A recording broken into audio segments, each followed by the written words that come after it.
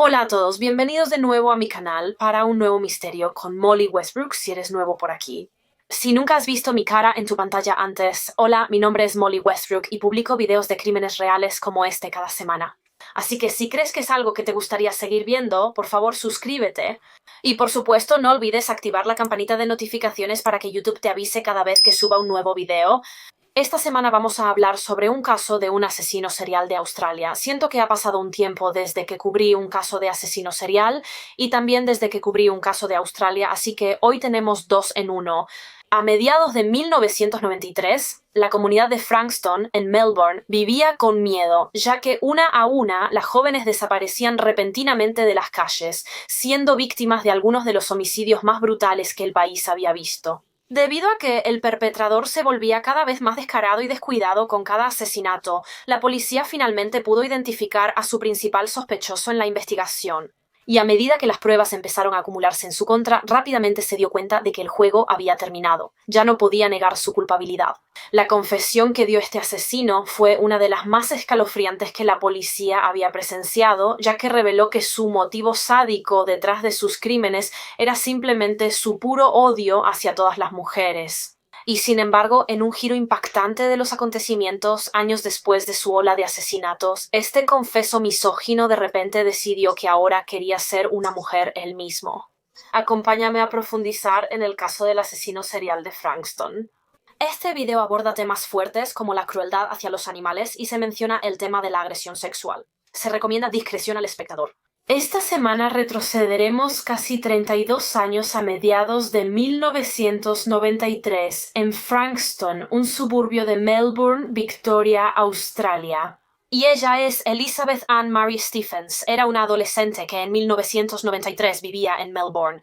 Elizabeth Stephens tenía 18 años cuando ocurrió este caso. Ella nació el 21 de octubre de 1974 y de hecho era originaria del estado insular de Tasmania en Australia. Sin embargo, ella hizo la gran mudanza a Melbourne aproximadamente 6 meses antes de que ocurriera este caso porque había decidido que quería estudiar allí.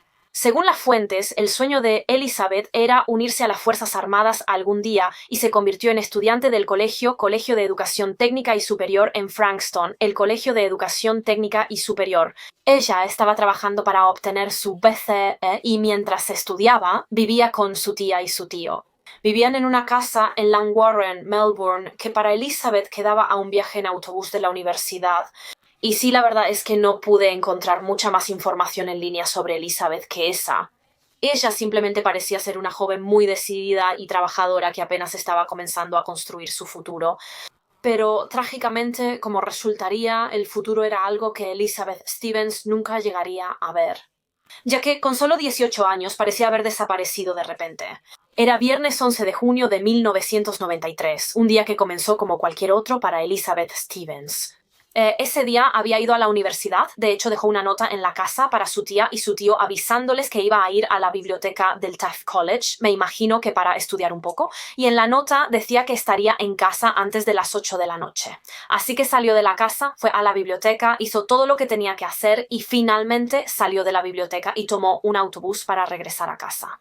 Elizabeth se bajó del autobús cerca de las 7 de la noche en Cranbourne Road, Langwarren, a poco más de 5 kilómetros de su casa en Patterson Avenue. Esta era la parada más cercana a su casa, así que cuando se bajó del autobús comenzó a caminar de regreso a su domicilio, pero nunca llegó. En algún momento de su viaje desapareció misteriosamente. Ahora creo que la familia de Elizabeth intentó no preocuparse demasiado al principio cuando ella no regresó a casa. Quiero decir, ella sí dijo en su nota que volvería a las 8, pero cuando no lo hizo simplemente pensaron, está bien, tal vez solo se retrasó un poco, tal vez el autobús se retrasó o algo así. Sin embargo, cuando llegó como a las 10:30 de la noche y Elizabeth todavía no había regresado, fue cuando realmente empezaron a preocuparse. Así que su tío decidió salir en su auto y conducir por la zona buscando a su sobrina. Pero cuando no tuvo suerte, cuando no pudo encontrarla, la familia finalmente decidió llamar a la policía y reportar a Elizabeth como desaparecida. Pero resultó que la búsqueda de Elizabeth Stephens no sería muy larga, ya que al día siguiente encontraron su cuerpo sin vida. Aproximadamente a las 5 de la tarde del 12 de junio de 1993, un hombre del público caminaba por la zona boscosa de la reserva del Parque Lloyd, un parque grande en Llanwari, a unos 250 metros de la casa de Elizabeth. Él estaba caminando por este parque buscando ramas de pino y fue entonces cuando se topó con la escena más horrenda que te puedas imaginar. Allí en el parque, este hombre descubrió el cuerpo golpeado de una joven que claramente había sido víctima de un homicidio brutal. Así que este hombre llamó inmediatamente a la policía para alertarlos. La policía fue enviada rápidamente al lugar de los hechos. Acordonaron el área y comenzaron su investigación, empezaron a buscar pruebas, lo cual fue difícil en realidad porque, quiero decir, las condiciones climáticas esa noche eran terribles en Melbourne. En junio, en Australia, es invierno. Estaba lloviendo a cántaros, lo que iba a hacer que el trabajo de la policía para preservar la escena del crimen fuera mucho más difícil. Pero aún así, llegaron a esta zona, observaron el cuerpo de esta joven. Ella estaba acostada boca arriba en el suelo y parecía que el perpetrador había intentado ocultarla porque un par de ramas de árbol habían sido colocadas sobre su cuerpo, aunque, para ser honesta, en realidad no la ocultaban nada bien. Pero bueno, ella estaba parcialmente desnuda, todavía tenía puesta la ropa de la parte inferior de su cuerpo, pero la parte superior estaba expuesta. Sin embargo, según tengo entendido, no había evidencia de agresión sexual. Tenía cortes y raspaduras en la cara. Leí que muchos huesos de su cara estaban rotos, probablemente porque el asesino la pisoteó. También había sufrido numerosas heridas de arma blanca en el cuerpo, heridas de arma blanca en el cuello, la garganta le había sido cortada, lo que más tarde se estableció durante la autopsia como la causa de su muerte, y también tenía muchas heridas de arma blanca en la zona del torso. De hecho, su torso parecía haber sido mutilado por el asesino. De manera repugnante, el patrón de las heridas de arma blanca en su torso casi parecía como si el asesino estuviera jugando gato o tres en línea en su cuerpo con el cuchillo. Él estaba disfrutando mutilarla de esa manera. Como dije, eso para él era un juego y de hecho se determinó que estas heridas se hicieron post-mortem, después de que la víctima ya estaba muerta. Verás, durante su autopsia, la patóloga encontró signos de hemorragias particulares en sus ojos que indicaban que, además de todo lo demás, también había sido estrangulada y tampoco tenía muchas heridas de defensa en sus brazos y manos.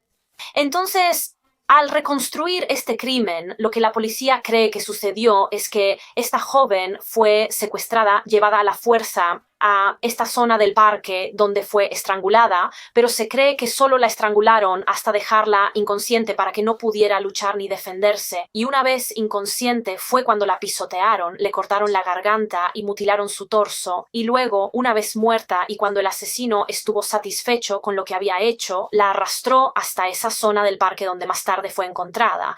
La policía pronto pudo identificar a la víctima, que por supuesto era la joven de 18 años Elizabeth Stevens, ya que no muy lejos de donde estaba su cuerpo, la policía descubrió una bolsa deportiva de color azul y blanco. Y cuando abrieron esta bolsa, adentro había algunos libros escolares, y el nombre en estos libros era Elizabeth Stevens.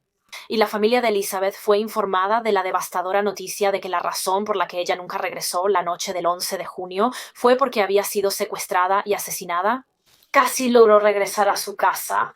Estaba tan cerca de su domicilio cuando fue atacada y obligada a ir a ese parque. Creo que el parque estaba ubicado justo detrás de su casa. Así que, al descubrir el cuerpo de Elizabeth, la policía de Victoria obviamente tenía una investigación de homicidio en sus manos y pronto comenzaron a pedir información al público.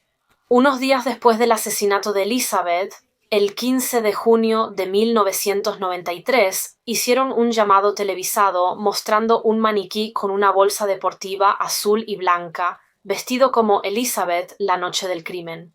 Lo que esperaban obtener de esto eran obviamente testimonios de testigos, que miembros del público se presentaran si pensaban que tal vez habían visto a Elizabeth esa noche para poder reconstruir sus últimos pasos. Sí hubo reportes de personas que la vieron, lo que permitió a la policía concluir que probablemente fue secuestrada poco después de bajar del autobús esa noche y dirigirse a casa. La policía investigó numerosas pistas y sugerencias del público. Realizaron investigaciones casa por casa, investigaron a posibles sospechosos, pero al final nunca pudieron vincular realmente a nadie con el crimen. Y luego, menos de un mes después de que Elizabeth fue asesinada, la comunidad de Frankston, en Melbourne, volvió a estremecerse hasta lo más profundo cuando una segunda joven simplemente desapareció sin dejar rastro. Deborah Anna Freeman, nacida en 1971, tenía 22 años. Ella vivía en el suburbio de Seaford, en Melbourne, con su pareja Gary y el nuevo integrante de su pequeña familia, su bebé de 12 días de nacido, Jake. Debbie había dado a luz hacía menos de 2 semanas cuando ocurrió este caso, así que ella y Gary aún estaban inmersos en la burbuja de felicidad con su bebé, adaptándose a la vida de padres, hasta que la maternidad le fue arrebatada de repente a Debbie. Nunca tendría la oportunidad de ver crecer a su hijo debido a los terribles acontecimientos que ocurrieron el 8 de julio de 1993. Esa noche, Debbie estaba en casa cuidando a su hijo y de hecho tenía a una amiga de visita para cenar mientras su pareja Gary estaba fuera de la casa. Creo que él quizá estaba trabajando. Ella pensaba cocinar omelets para ella y su amiga, pero al ver que no tenía leche salió de la casa como a las 7 de la noche. Dejó a Jake con su amiga, subió a su auto y fue rápido a una tienda local a comprar. Sin embargo, al igual que Elizabeth Stevens, Debbie Freeman tampoco regresó nunca. Nunca volvió, desapareció misteriosamente tras salir a comprar leche. Cuando no regresó, el amigo y pareja de Debbie, Gary, pronto contactó a la policía para reportar su desaparición y, al principio, las autoridades consideraron la posibilidad de que tal vez Debbie hubiera decidido desaparecer por su cuenta. Ella era madre primeriza, su bebé tenía solo 12 días de nacido. Como dije, existía la posibilidad de que realmente estuviera luchando mucho mentalmente, sufriendo depresión posparto y que por eso hubiera decidido irse y alejarse sola por un tiempo sin decirle a nadie. Esa era una teoría, pero sinceramente nadie la creía, ni la policía. Según todos, Debbie disfrutaba ser mamá y adoraba a su hijo Jake, adaptándose bien a la maternidad. Así que no parecía que eso fuera lo que había pasado aquí. Debbie no había desaparecido por elección, probablemente le había pasado algo mucho más siniestro. La policía sospechaba aún más que este era el caso, ya que poco después de reportarse la desaparición de Debbie, descubrieron que esa misma noche, el 8 de julio de 1993, hubo un intento de secuestro en Seaford, la zona donde Debbie vivía y fue vista por última vez. Poco más de una hora antes de que Debbie saliera de su casa para ir a comprar leche, alrededor de las 5:45 de la tarde del día 8, una mujer de 41 años llamada Rosa Todd acababa de bajarse de un tren en la estación de Seaford y comenzó a caminar hacia el norte en dirección a su casa. Mientras lo hacía, notó a un hombre, un desconocido, que estaba merodeando cerca de unos baños públicos. No le prestó mucha atención, pero cuando pasó junto a él, este hombre se le acercó. Agarró a Rosa por detrás y comenzó a intentar arrastrarla hacia un parque. Amenazó a Rosa con lo que parecía una pistola, se la puso en la cabeza y creo que le gritaba que guardara silencio. Pero Rosa no lo hizo, ella estaba gritando. Ella le rogó que la dejara ir y hasta le ofreció su anillo caro por su libertad. Él no parecía interesado en su anillo, pero Rosa luchó con todas sus fuerzas.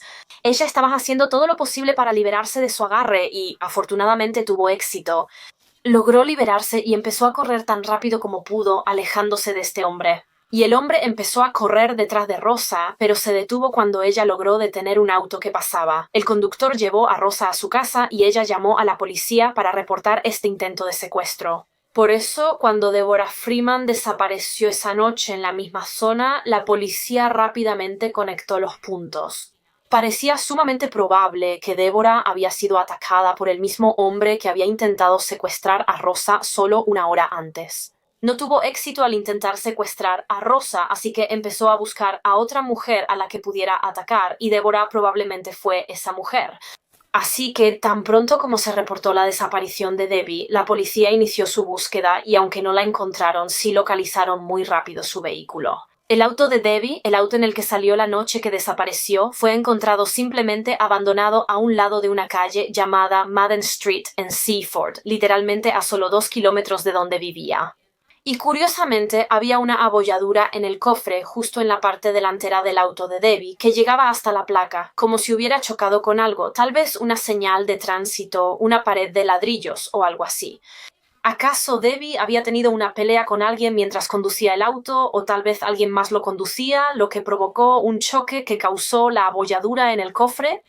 Parecía que alguien más, probablemente un hombre, condujo el auto de Debbie, ya que el asiento estaba muy reclinado y atrás, como si alguien más alto que ella lo hubiera manejado. Pero eso no fue todo lo que la policía notó del auto. También encontraron dentro del vehículo lo que creían que eran rastros de sangre. Había sangre en el asiento del conductor que al ser analizada se confirmó que coincidía con el ácido desoxirribonucleico de Debbie. Así que parecía como si algo le hubiera pasado a Debbie dentro de ese auto. Parecía muy probable que ella también hubiera sido atacada y asesinada.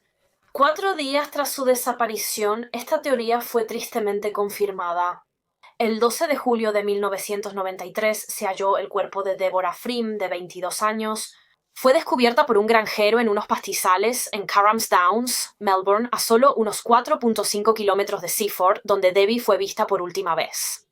Y hubo muchas similitudes entre el asesinato de Debbie y el asesinato de Elizabeth Stevens el mes anterior. El cuerpo de Debbie estaba cubierto con ramas, fue estrangulada, apuñalada en el torso y cuello y le cortaron la garganta. Había sido apuñalada tras morir, por lo que la policía estaba casi segura de que el mismo asesino atacó de nuevo. El hombre que mató a Elizabeth en junio de 1993 también mató a Debbie Freem en julio. Y como te puedes imaginar, toda la comunidad local vivía con un miedo absoluto en ese momento. Aunque la policía no le dijo explícitamente al público que, ya sabes, esto parecía obra de un asesino serial, por supuesto esa fue la conclusión a la que la mayoría de la gente llegó de todas formas.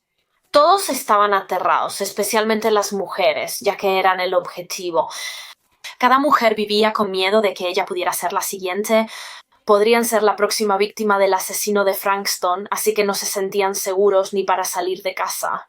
Las mujeres de la comunidad realmente sentían que tenían que estar en confinamiento. Debían permanecer siempre adentro y no salir solas por si eran atacadas, secuestradas o asesinadas. Como en el caso de Elizabeth, la policía solicitó ayuda pública para el caso de Debbie. Y de hecho sí recibieron algunas pistas y datos de personas que afirmaron que antes de que la policía encontrara el auto de Debbie en la calle Madden, recordaban haber visto a un hombre alto, acercarse al auto, abrir la puerta y sacar algunas cosas como una bolsa de compras o algo así. O recuerda que Debbie salió esa noche de su casa para comprar leche en la tienda local. Entonces este hombre alto se llevó la leche y las compras que ella trajo. No había compras en el auto cuando la policía lo halló, así que quizá ese hombre alto fue el asesino de Debbie y se las llevó. Además, el bolso de Debbie también desapareció de su auto y no fue hallado con su cuerpo. Además de esas pistas, también hubo otras de miembros del público que afirmaron que tal vez vieron a Debbie conduciendo su auto la noche en que desapareció, y dentro del auto con ella había un hombre. De hecho, dijeron que el vehículo iba por la carretera de manera muy errática, como si tal vez Debbie estuviera muy asustada o hubiera una pelea dentro o algo así. Mientras tanto, mientras la policía seguía estas pistas e indicios, también trajeron a un perfilador criminal llamado Claude Minassini para ayudar con la investigación. Básicamente querían que él analizara el caso, revisara los detalles de estos dos asesinatos y diera una idea del tipo de persona que la policía debería estar buscando. Y Claude creía que el perpetrador probablemente era un hombre local, alguien que conocía bien la zona de Frankston. Probablemente no tenía trabajo, estaba desempleado y se estimaba que era un hombre joven de entre 18 y 24 años y probablemente era un poco solitario, alguien que realmente no encajaba con la gente. Y parecía que justo cuando la policía comenzaba su investigación sobre el asesinato de Debbie Freeman, este asesino solitario, atacó de nuevo. Natalie Russell, nacida en octubre de 1975, tenía 17 años y, como Elizabeth Stevens, también era estudiante. Estudiaba 12º año en el colegio John Paul de Frankston. Era una chica trabajadora, tenía amigos, tenía novio y su hermano mayor, Darren, describió cómo su hermana siempre fue una persona muy amable y de buen corazón. Era simpático y divertido. Parecía una adolescente agradable, feliz y típica que vivía en Frankston con su familia. Pero en julio de 1993, la vida de la familia Russell cambió para siempre cuando Natalia se convirtió en otra joven más que parecía simplemente desaparecer de repente. Un par de semanas tras la desaparición y asesinato de Deborah Freem, El viernes 30 de julio de 1993, Natalia Russell fue a la universidad como siempre y al terminar clases a las 2:30 inició su regreso a casa. Ahora, para llegar a casa, Natalia solía tomar este atajo. Era un pasillo cercado, una pista para bicicletas, entre estos dos campos de golf en Sky Road en Frankston. Era una ruta que ella había tomado muchas veces antes, y por supuesto siempre había estado bien, así que ¿por qué este día sería diferente? Vaya, este día sí fue diferente. Natalia tomó ese atajo, pero nunca llegó a su casa. En algún momento de su camino ella desapareció.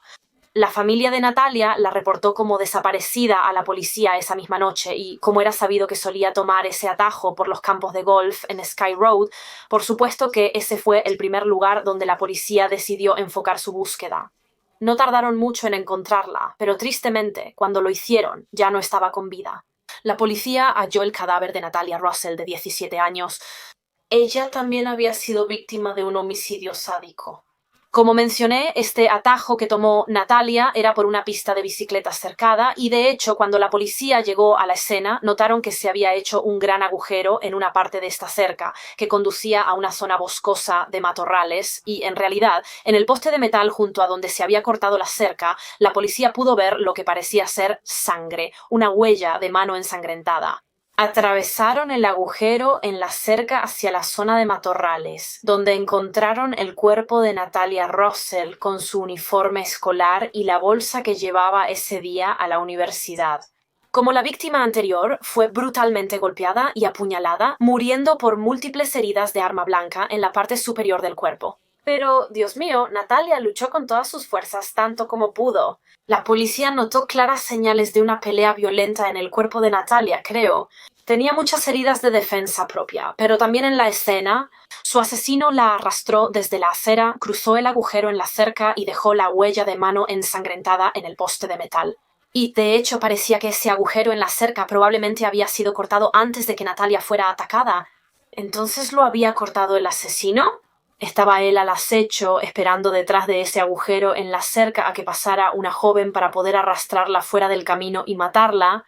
¿Había señales de una lucha violenta en el suelo donde encontraron a Natalia? La policía notó dónde ella levantó pasto al intentar escapar del asesino. Pero trágicamente, esta fue una pelea que perdió. No pudo contra un hombre armado con un cuchillo. Pronto se relacionaron este tercer asesinato, el de Natalia, con los de Elizabeth Stevens y Debbie Free. Las detectives seguían seguras de que todos los crímenes fueron cometidos por la misma persona. Pero lo que realmente sorprendió a la policía sobre el asesinato de Natalia fue lo descuidado y descarado que se estaba volviendo el asesino. Realmente podías ver cuánto había aumentado su confianza para el momento de su tercer ataque, porque Natalia fue secuestrada y asesinada a plena luz del día en una ciclovía pública. Con las dos primeras víctimas, Elizabeth y Debbie, el asesino esperó hasta que oscureciera afuera. Era tarde en la noche, así que esperaba no ser visto. Pero con Natalia sí, fue más descarado. Fue a media tarde. Era como si pensara, bueno, ya me salí con la mía con 2 asesinatos. Era como si casi se sintiera más poderoso que la policía porque no lo habían atrapado. Pero la policía estaba decidida, tan decidida a atraparlo, que la cacería continuó para encontrar al asesino después del hallazgo del cuerpo de Natalia y comenzaron a recolectar evidencia de la escena. Por ejemplo, recogieron la parte de la cerca donde el asesino hizo el agujero. Obviamente él había usado algún tipo de herramienta para cortar la cerca, como unas pinzas o algo así, así que pensaron que tal vez más adelante, si identificaban a un sospechoso, podrían vincularlo al crimen relacionando una herramienta que él tuviera con el corte en la cerca, si eso tiene sentido. También se recogieron en la escena unas correas rotas de cuero negro que parecían haber venido quizá de unos binoculares o algo así. Y estas correas tenían sangre, así que parecía que se habían usado durante el asesinato de Natalia, tal vez para estrangularla. El asesino intentó estrangularla usándolas y al hacerlo se rompieron, por eso estaban rotas. También se recuperaron pruebas adicionales del cuerpo de Natalia durante su autopsia. De hecho, el médico forense encontró lo que creían que era piel del asesino.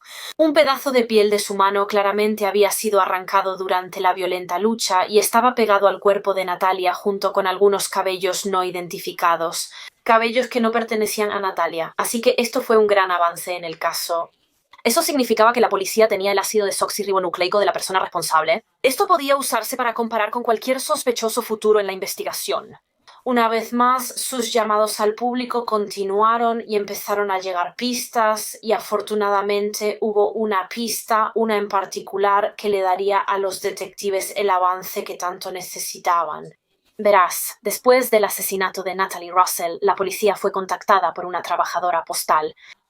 Ahora, esta trabajadora postal estaba caminando por Sky Road entregando el correo en la tarde en que Natalie Russell desapareció y recordó haber visto un Toyota Corona de color amarillo oxidado estacionado al costado de Sky Road, frente a la ciclovía por donde Natalie habría estado caminando. Dentro de este Toyota amarillo, la trabajadora postal notó a un hombre sentado en el asiento del conductor. Él estaba como encorvado, como si estuviera tratando de esconderse, y él estaba mirando por la ventana hacia la ciclovía usando un par de binoculares. Recuerda que la policía halló correas de cuero negro rotas, supuestamente de binoculares, en la escena del crimen de Natalie Russell. Y el hombre que la trabajadora postal vio en el Toyota amarillo los usaba. ¿Entonces era él el asesino? ¿Estaba usando binoculares y observando la pista de bicicletas para intentar encontrar a una posible víctima? Ahora, este avistamiento del hombre encorvado en el auto, con los binoculares, preocupó tanto a la trabajadora postal que decidió tocar la puerta de una de las casas cercanas y preguntarle a la residente si podía usar su teléfono para llamar a la policía, porque simplemente le pareció muy extraño. Así que los oficiales de policía fueron enviados a Sky Road esa misma tarde, la tarde del asesinato de Natalie, para investigar a este hombre sospechoso y su auto amarillo. Cuando la policía llegó a Sky Road, ya no había nadie en el Toyota amarillo. Este hombre ya se había ido, pero los oficiales anotaron la placa. Vaya, en realidad no había placas de matrícula en el auto, curiosamente, pero había una etiqueta de registro en la ventana del auto que tenía el número de la placa, así que los oficiales anotaron el número y luego simplemente se fueron. Y no fue hasta después, cuando se descubrió el cuerpo de Natalie, que la policía pensó: espera un momento, tal vez ese avistamiento del hombre actuando de manera extraña en el Toyota amarillo estaba relacionado con el asesinato de Natalie Russell. Así que los detectives rápidamente buscaron la placa y cuando lo hicieron se enteraron de que este vehículo, este Toyota amarillo visto junto a la escena del crimen, pertenecía a un joven llamado Paul Denia, que tenía 21 años. Así que al enterarse de esta información, por supuesto, la policía decidió que necesitaban ir a hablar con este Paul Denia. Investigaron un poco, descubrieron que vivía cerca, que era local, que vivía en un pequeño departamento o piso en Seaford. El día después del asesinato de Natalie Russell, el 31 de julio de 1993, los detectives fueron a su departamento, tocaron la puerta de Paul Denia y se presentaron. E inmediatamente, prácticamente en cuanto la policía vio a Paul Denia, pensaron: sí, él podría ser un sospechoso. Él realmente podría ser el tipo que estamos buscando. Él podría ser el asesino serial, porque rápidamente notaron que las manos de Denia estaban prácticamente cubiertas de sangre. Tenía sangre en los pliegues de las manos. Tenía cortes y moretones en las manos y debajo de las uñas, como si hubiera peleado violentamente con alguien. El asesinato de Natalia ocurrió justo el día anterior, así que esa sangre en sus manos y bajo sus uñas era de Natalia. Sabemos que ella luchó con todas sus fuerzas contra su atacante, pero hagamos una breve pausa en el caso y hablemos más sobre quién era realmente Pablo Denier. Pablo Carlos Denier nació el 14 de abril de 1972, hijo de Antonio y Maureen Denier, quienes creo eran originalmente de Inglaterra. Bueno, las fuentes dicen que se conocieron en Londres y se casaron allí antes de decidir mudarse al otro lado del mundo, a Australia, para establecerse y comenzar su familia. Se mudaron a un suburbio llamado Campbelltown en Sydney, Nueva Gales del Sur, y como mencioné, en 1972 Maureen dio a luz a Pablo, pero él no fue su primer ni su único hijo. Pablo fue el tercer hijo de la familia Denia, que en 1981 se mudó otra vez, ahora a Victoria, Australia. Diferentes fuentes mencionan que tuvo 5 o 6 hermanos. Pablo Denia siempre fue algo torpe socialmente de niño. Nunca encajó realmente con los niños de su edad, no se relacionaba mucho con sus hermanos, no tenía amigos en la escuela. Aparentemente, él luchaba mucho con la baja autoestima, principalmente porque siempre era bastante más grande que los otros niños de su edad. Siempre fue muy alto y un poco pasado de peso. No estoy segura si otros niños lo molestaban por esto, pero sí, definitivamente era algo que le causaba inseguridad porque lo hacía destacar, creo yo, y no de la manera en que él quería. Como mencioné, no sentía que encajara. Poldania mostró comportamientos alarmantes desde joven. Se decía que agredía físicamente a algunos compañeros en la escuela. Era muy agresivo. No parecía que hiciera falta mucho para que simplemente perdiera el control y se enojara. Se reportó que a los 10 años le robó a su hermana su osito Care Bear, le cortó la garganta y lo diseccionó con un cuchillo. Era muy claro que él tenía una especie de fascinación y obsesión con los cuchillos y las pistolas de juguete. Aparentemente, más adelante en su vida, le gustaba crear y fabricar sus propios cuchillos improvisados y pistolas falsas, y también solía abusar y torturar animales. Un rasgo clásico de un asesino serial. Cuando era solo un niño, Poldenia le cortó la garganta al gato de su familia y, según se informa, luego colgó el cuerpo del gato en un árbol. De nuevo, más adelante en su vida, se dice que torturó y mató a 2 cabras. Para cuando tenía solo 15 años ya había tenido problemas con la policía. Fuentes dicen que lo arrestaron por agresión, robo y activar una falsa alarma de incendio. Después de dejar la escuela, Genya cambiaba mucho de trabajo. Nunca podía mantener un empleo por mucho tiempo. En un momento trabajó en un almacén, en otra ocasión tuvo un empleo en un supermercado. Según un informe, en realidad lo despidieron del supermercado por agredir a una empleada y hasta solicitó convertirse en oficial de policía en algún momento, si puedes creerlo. Intentó unirse al departamento de policía de Victoria, pero lo rechazaron por no aprobar la prueba física. Si tenía novia, se informa que en 1992 empezó a salir con una mujer llamada Sharon. Creo que incluso pudo haber vivido con ella en ese pequeño departamento en Seaford durante los asesinatos de Frankston a mediados de 1993. Estaba desempleado, vivía en la zona, era un hombre joven de entre 18 y 24 años. Era un poco solitario. Él encajaba muchísimo en el perfil del asesino serial que fue creado por el perfilador criminal. Así que, volviendo a donde estábamos en el caso como se discutió, la policía fue a la dirección de Denia el 31 de julio de 1993 después de identificar que era su auto Toyota amarillo el que había sido visto cerca de la escena del crimen de Natalie Russell en Sky Road, y de inmediato se volvieron aún más sospechosos de Denia cuando notaron que tenía sangre y cortes en las manos. El pobre Denia parecía ser muy cooperativo con los detectives, estaba dispuesto a hablar con ellos, dispuesto a responder sus preguntas. Le preguntaron si iría a la estación de policía para responder preguntas y aceptó. Fue con ellos. Le preguntaron sobre los 3 asesinatos, especialmente el de Natalia Russell, pero lo negó todo y rechazó ser responsable. Le preguntaron sobre las heridas en sus manos y la sangre bajo sus uñas, de dónde había salido eso, y él dijo algo por el estilo eso pasó cuando estábamos haciendo algunos trabajos en mi auto. El ventilador de mi auto atrapó mi mano y causó estos cortes, pero la policía no me creyó. Para ser honesta, no creían nada de lo que Paul Denia decía. Le estaban preguntando qué había estado haciendo en los días en que mataron a las 3 mujeres, el día que mataron a Elizabeth, a Debbie y luego a Natalie. Y curiosamente parecía recordar con mucho detalle exactamente lo que había estado haciendo en cada uno de esos días, lo cual les pareció muy interesante a los detectives, porque hay que recordar que Elizabeth Stevens fue asesinada más de 1 mes y medio antes de esto. Si le preguntas a la mayoría de las personas qué estaban haciendo en un día cualquiera hace 1 mes y medio, probablemente no podrían decírtelo, no lo recordarían. Yo sé que definitivamente no podría, especialmente no con tanto detalle, pero Paul Denier sí pudo. Parecía tener una respuesta para todo, casi como si lo hubiera ensayado, casi como si hubiera planeado lo que diría que había estado haciendo cada día, por si alguna vez la policía le preguntaba por sus movimientos. Así que la policía no se lo creyó. Supongo que no creyeron en su inocencia. Realmente creían que él podía ser el asesino y pronto encontraron pruebas que respaldaban su teoría. Verás, al mismo tiempo que Paul Daniel estaba siendo interrogado en la estación de policía, otros oficiales también estaban registrando su casa, su departamento, buscando cualquier evidencia, cualquier prueba que pudiera vincularlo con los crímenes, y efectivamente encontraron algunas. Hallaron varias cosas en su departamento que creyeron significativas. Por ejemplo, encontraron un montón de cuchillos, como una colección de cuchillos.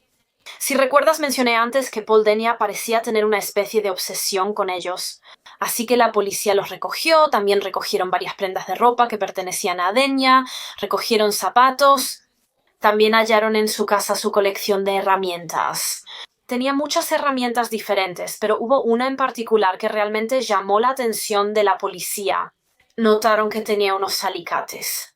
Ahora la policía sabía que el agujero en la cerca en la escena del crimen de Natalie Russell había sido hecho con unos alicates. Pensando que los alicates de Paul Dania pudieron cortar el alambre, la policía los envió al laboratorio para pruebas.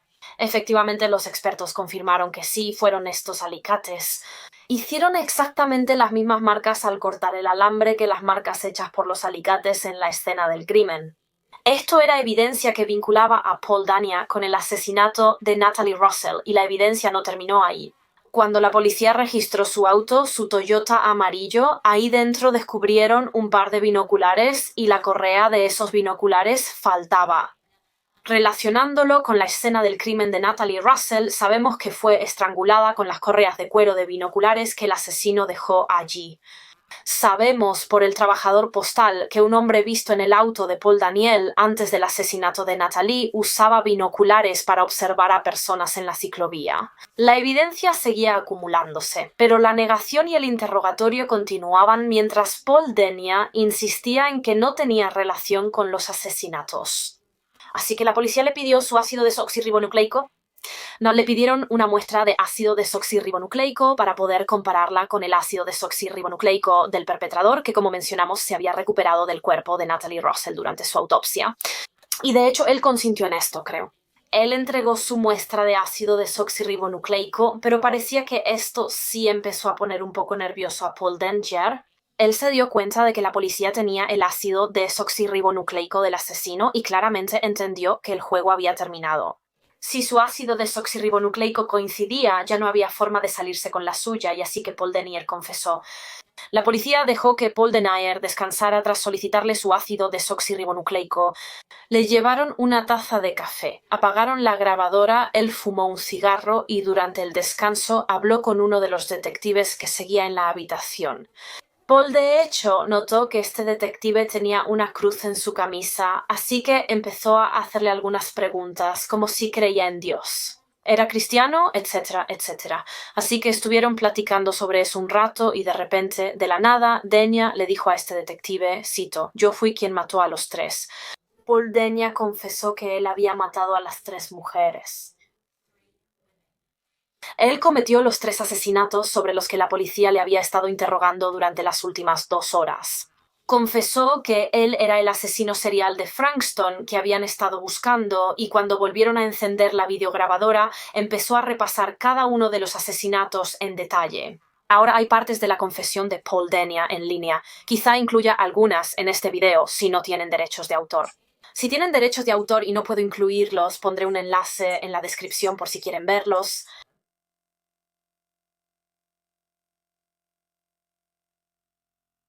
Pero comenzando con el asesinato de Elizabeth Stevens, Paul Denier recordó cómo esa noche, la noche del 11 de junio de 1993, vio cómo Elizabeth bajó del autobús y comenzó a caminar de regreso a la casa de sus tíos. Describió cómo se le acercó por detrás, le tapó la boca para evitar que gritara y luego le apuntó con una pistola en la cabeza para amenazarla. Solo que no era una pistola real. Sin que Elizabeth lo supiera, Denia había improvisado una pistola falsa con un pedazo de madera o algo similar. Le apuntó a la cabeza de Elizabeth, le ordenó guardar silencio y la obligó a caminar al parque cercano. Y fue ahí donde la asesinó. La estranguló hasta dejarla inconsciente, la apuñaló hasta matarla, mutiló su cadáver y luego la arrastró hasta el lugar donde más tarde fue encontrada en la reserva del Parque Lloyd. En cuanto a su segundo asesinato, el asesinato de Debbie Frim, bueno, primero admitió que sí, que había atacado e intentado secuestrar a Rosa Todd esa misma noche cerca de la estación de tren de Seaford, pero como ella logró escapar, salió a buscar a otra mujer, otra víctima, y poco más de una hora después vio a Debbie Freeman cuando ella se detuvo en su vehículo y entró a una tienda local para comprar leche. Debbie había dejado su auto sin seguro cuando entró a comprar la leche, así que Paul vio esto como su oportunidad perfecta. Él entró a escondidas al auto de Debbie y se escondió en el asiento trasero hasta que ella volvió. Cuando ella lo hizo, cuando se sentó en el asiento del conductor, él esperó a que Debbie encendiera el motor y cuando comenzó a conducir, él sacó su arma improvisada, se la puso en la cabeza a Debbie y le ordenó que hiciera lo que él decía, que condujera a donde él le indicara. Quiero decir, ¿te imaginas lo aterrada que debió haber estado en ese momento? Ella no tenía idea cuando se subió a su auto de que había un hombre, un asesino, escondido detrás de ella. Y es simplemente desgarrador pensar que cuando ella se enfrentó a él, cuando esa pistola improvisada estaba en su cabeza, seguramente solo pensaba en su pequeño bebé Jake en casa, que como sabemos tenía solo 12 días de nacido. Seguramente solo pensaba en su bebé y en que nunca lo volvería a ver. Es horrible. Sabemos, obviamente por esos testigos, que Debbie estaba conduciendo de manera muy errática, probablemente porque tenía miedo y también para intentar llamar la atención. Paul contó que ella estrelló el auto contra el muro de ladrillos, por eso la abolladura que la policía halló en el cofre. Desde aquí, Odenya condujo el auto o siguió obligando a Debbie a manejar hasta ese campo en Carrams Downs, y fue ahí donde la asesinaron y simplemente dejaron su cuerpo. Después del asesinato de Debbie, Denia condujo su auto hasta Madden Street, donde lo abandonó, y de hecho le dijo a la policía que regresó al auto al día siguiente para robar tanto el bolso de Debbie como las compras que ella había recogido en la tienda antes de ser secuestrada. No estoy segura de por qué se llevó las compras, pero él afirmó que robó el bolso porque quería ver la identificación de Debbie. Quería saber el nombre de la mujer que acababa de asesinar y luego enterró el bolso en el campo de golf cercano, el campo de golf en Sky Road, de hecho, donde más tarde mataron a Natalie, y la policía sí encontró después el bolso de Debbie. Daniel les mostró el lugar donde lo enterró y lo recuperaron. Sobre el asesinato de Natalie Russell el 30 de julio, Paul Dania lo planeó cuidadosamente. Ese día, impulsado por su deseo de matar, tomó sus pinzas y cortó un agujero en la cerca junto a la pista para bicicletas. De hecho, creo que cortó varios agujeros y luego simplemente esperó en su Toyota amarillo y observó. Usando sus binoculares, esperó a que una joven caminara sola por la pista, una joven a la que pudiera atacar. Y Natalie Russell, de 17 años, fue esa joven desafortunada. Corrió detrás de Natalie, la agarró, la amenazó con un cuchillo y luego comenzó a arrastrarla de regreso hacia ese agujero en la cerca. Arrastró a Natalie al matorral tras la cerca, la estranguló con la correa de binoculares y la apuñaló hasta matarla. Había logrado arrebatarle la vida a su tercera y lo que sería su última víctima. Ahora, de manera escalofriante, Paul Denia en realidad les dijo a los detectives que justo después de matar a Natalie, mientras se alejaba de la escena y caminaba de regreso hacia su auto, notó que había policías merodeando por ahí, merodeando alrededor de su Toyota. Obviamente, estaban ahí porque acababan de recibir esa llamada del trabajador postal sobre el hombre extraño dentro del Toyota amarillo con binoculares. Recuerden que estos oficiales no sabían del asesinato de Natalie ocurrido a pocos metros, su cuerpo aún no había sido hallado. Mientras los oficiales revisaban su auto, Paul Denia ocultó sus manos ensangrentadas en el bolsillo, se alejó y no volvió a su Toyota amarillo hasta que los oficiales se fueron. Una vez que se fueron, él volvió a subirse a su auto y se fue a casa. Así que ahora que Paul Denia había confesado los 3 asesinatos, los detectives le preguntaron por qué. ¿Por qué había hecho esto? ¿Por qué decidió matar a estas jóvenes inocentes? Y para ser honesta, realmente no tenía una razón.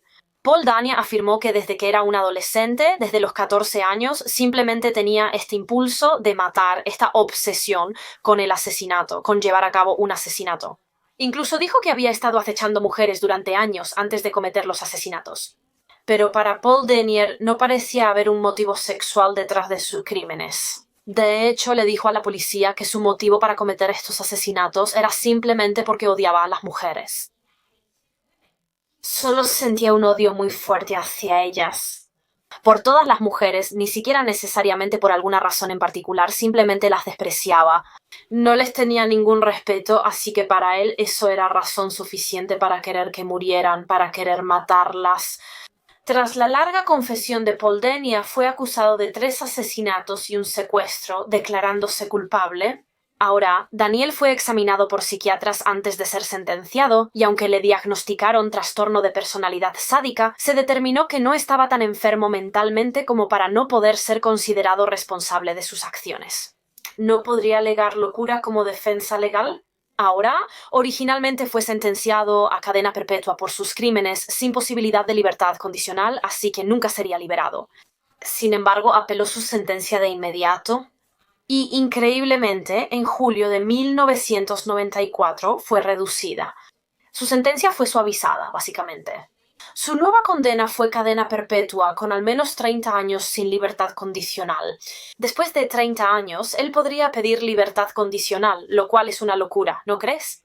Porque si lo dejaran salir en 30 años, eso significaría que habría cumplido solo 10 años por cada vida de cada víctima, lo cual parece increíblemente injusto. Pero bueno, eso fue a lo que se cambió y se fue a prisión a cumplir su condena. Sin embargo, el tiempo de Paul Denia tras las rejas ha sido muy movido, digamos aproximadamente 10 años después de su condena, en 2003. Comenzó a escribir muchas cartas mientras estaba en prisión, creo que a varias personas en su vida, y en estas cartas, de hecho, empezó a afirmar que en realidad era una mujer transgénero. Ahora, queriendo que se usaran los pronombres ella y que la llamaran Paula en lugar de Paul, Paula empezó a vestirse como mujer, usando ropa de mujer, maquillándose e incluso solicitó una cirugía de reasignación de sexo y ser trasladada a una prisión de mujeres. Paula afirmó en las cartas que había mentido todos esos años atrás. No cometió estos asesinatos por odio a las mujeres ni a la humanidad femenina. En realidad fue porque en secreto quería ser una de ellas. Reprimí estos sentimientos mucho tiempo porque de alguna forma había interiorizado la transfobia. Odiaba el hecho de querer ser una mujer. Tal vez sentía que había vergüenza en eso. Eso lo hacía enojar. Y así, como una forma de liberar esa ira, la desquitaba con otras mujeres. Sin embargo, por lo que puedo entender, se cree ampliamente que esto fue una artimaña de Denia. En realidad, él no tenía estos sentimientos sobre su identidad de género, no era realmente transgénero, solo era una mentira, para intentar ser trasladado a una prisión de mujeres. Porque cuando su solicitud para ser trasladado a una prisión de mujeres fue rechazada, lo dejó, dijo que ya no era transgénero y empezó a usar el nombre Paul de nuevo. Volvió a ser el pobre Denia. Lo cual no es muy común, ¿verdad? No es común que una persona transgénero decida volver a su sexo biológico. O sea, no es imposible, pero sí no pasa muy seguido. Así que realmente parece que Denia probablemente solo hizo eso en un intento de ser trasladada a una prisión de mujeres. Es un pensamiento aterrador, ¿verdad? Gracias a Dios que fue rechazado y no tuvo éxito, pero hace apenas un par de años, en mayo de 2023, el periodo sin libertad condicional de Denia, de 30 años, llegó a su fin, lo que significa que ahora podía solicitar la libertad condicional, cosa que hizo. Solicitó de inmediato, pero rechazaron su apelación. Claro que eso no impide volver a solicitarla, lo que llevó a las familias de las víctimas de Denia a actuar de inmediato, porque comprensiblemente no les parecía justo. ¿Cómo era posible que este asesino serial pudiera seguir pidiendo libertad condicional? Ellos creían que él representaba un riesgo demasiado grande como para ser considerado para su liberación. Así que las familias de las víctimas empezaron a hacer campaña, luchando por leyes más estrictas junto con el diputado David Limbrick, quien en realidad era el exnovio de la tercera víctima, Natalie Russell. David salía con Natalie cuando fue asesinada. Para 2023, él ya era diputado y afortunadamente el trabajo de su campaña fue exitoso. El gobierno de Victoria acordó implementar nuevas leyes y reformas en el Parlamento para dificultar que los prisioneros condenados por delitos graves como asesinato y agresión sexual consigan la libertad condicional. Uno de estos cambios establece que, tras el rechazo de una apelación, no podrán volver a solicitarla en al menos 5 años, evitando así que las familias de las víctimas enfrenten audiencias repetidas. Gracias al esfuerzo de David y la familia de la víctima, Dania sigue en prisión hasta hoy. Actualmente tiene unos 53 años y ha pasado cerca de 32 en prisión, pero esperemos que cumpla muchos años más, porque sinceramente la idea de que este hombre algún día salga en libertad es simplemente aterradora, ¿no crees? Personalmente no veo cómo podría dejar de ser una amenaza, especialmente considerando que el motivo detrás de sus crímenes atroces fue simplemente su puro disgusto y odio hacia todas las mujeres. Pero eso concluye este caso. Ese es el caso del asesino serial de Frankston, Paul Denier. Por favor, cuéntenme sus opiniones sobre este caso en los comentarios. Me encantaría saber qué piensan. Y también siéntanse libres de decirme sobre cualquier otro caso que les gustaría que cubriera en este canal. Nuevamente pueden dejarlos en los comentarios de abajo o alternativamente tengo un formulario de solicitud de casos que siempre está enlazado en la caja de descripción de cada uno de mis videos. Gracias por ver, denle like y suscríbanse si no lo han hecho. Nos vemos la próxima semana para otro misterio con Molly. Adiós.